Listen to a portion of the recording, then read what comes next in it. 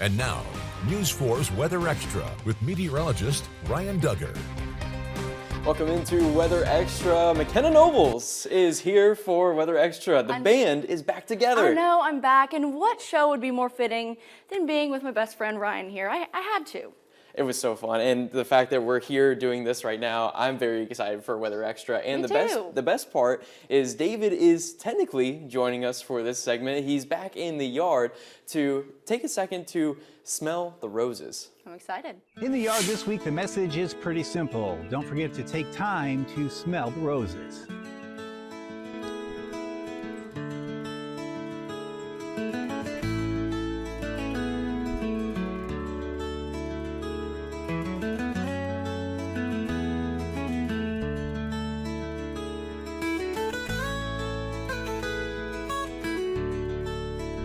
The landscape is beautiful this time of year. So many flowers in bloom.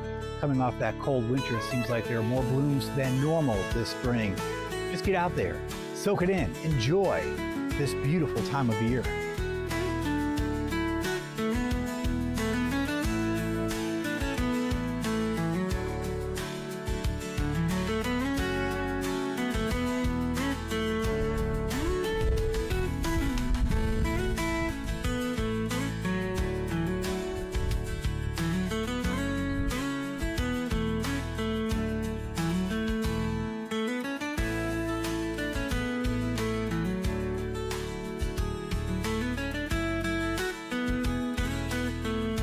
See you next time on In the Yard. I want to visit David's backyard so bad now. It looks beautiful. It does. He has all these flowers, and I've been saying recently I kind of want to plant flowers, but they are expensive. It's something I very quickly learned, and recently too. And filled with pollen, so that's why I'm going to stay away from them for a while. Your allergies are pretty bad. You've heard it around the office for sure. And unfortunately, though, if you've had things in bloom, there will be some colder temperatures to watch out for next week. We can maybe even see temperatures dip down to the 40s, but we'll start to see that cooler weather really making its way in behind the showers and thunderstorms we're tracking. For Monday, our highs really only going to be around the upper 60s. That's a pretty big difference from those near record highs we've been seeing for the past several days. And then we see more of that cool air really settling in. Temperatures around the lower to middle 40s likely by Wednesday morning. And for the jet stream, we're going to be really seeing the reason why is because this troughiness is kind of dipping that cooler air down for the next several days for much of next week. And so as this cool air is really lasting, it's going to keep temperatures around the cooler side or even more seasonable side. But, you know, just need a little bit more time to get this warm air. We'll definitely be seeing more of those days in the 90s very soon. But when we come back, we're actually going to be taking a look at some graduate research my friend is doing where he's rebuilding past climates using tree ring data, and we'll have a last look at the severe weather risks for this weekend. And now, News 4's Weather Extra. Welcome back to Weather Extra. I was at a severe storm symposium this past weekend where I got to link back up with a lot of my classmates that I studied with, and I learned a lot of the research that they are doing. And off of what I learned, the future of meteorology is in good hands. Take a look. Hey everyone, we're finishing things up here at the Southeast Severe Storm Symposium, but I want to take a moment to ask my good friend, Brandon McDaniel, a few questions. Brandon, great to see you this afternoon. How you doing? I'm doing super well. Always happy to be in Symposium and finishing the day. Exactly, and I wanted to ask you, you've been conducting some very big research for the past couple of years. Could you describe what you've been looking at? Yeah, so what we do is we take tree rings and we want to extend or reconstruct any streamflow records. That is, we take streamflow discharge, where just the amount of water level that goes through and how fast, and just use that data to actually make it go back farther in the future so we can see any hydroclimatic records. So you can almost imagine tree rings, when you core them, they go back really, really far in the past.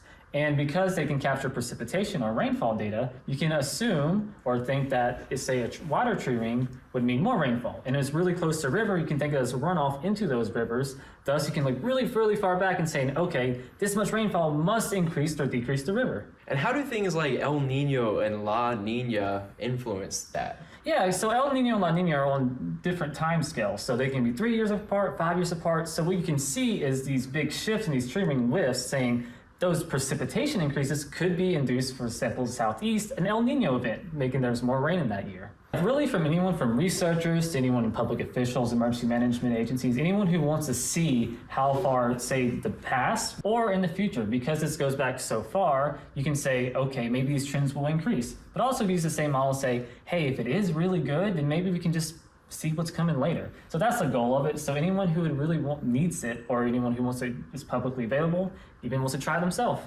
Exactly. Looking at ecosystems with rivers is always sometimes a big factor in the weather events that you can get wherever you are. So that's fantastic research, Brandon. I appreciate that. Thank you so much. And fascinating things that we have learned so much through this symposium. But I'm going to toss things back over to the studio. It's really amazing how much data can go into that, and that really helps looking back at the behavior of rivers and how they act, and that can help a lot of emergency management resources and really see how rivers really act through different types of weather, even flooding events. It's a big deal. I mean, that was a really good package. I personally did not know a lot of the stuff that you guys were talking about, so now I feel like I learned a little bit tonight. You learned a little bit, right? Yeah, I mean, that's the main goal of Weather Extra, and we're going to be watching out for the chance for severe weather here, so we're going to be taking a look at a few things in terms of energy. So we'll likely see showers and thunderstorms on our doorstep by noon on Sunday, and then they'll start to flow in, more scattered in nature. Really the best chance for some strong to severe thunderstorms will be between Sunday afternoon into Sunday night, as we see more of those showers and storms making their way in from the southwest. And this could see, or we could see, rain throughout the overnight and then more of those showers into Monday, but there will be less energy available, so likely more shower and thunderstorm coverage, but not really seeing anything in terms of severe chances for Monday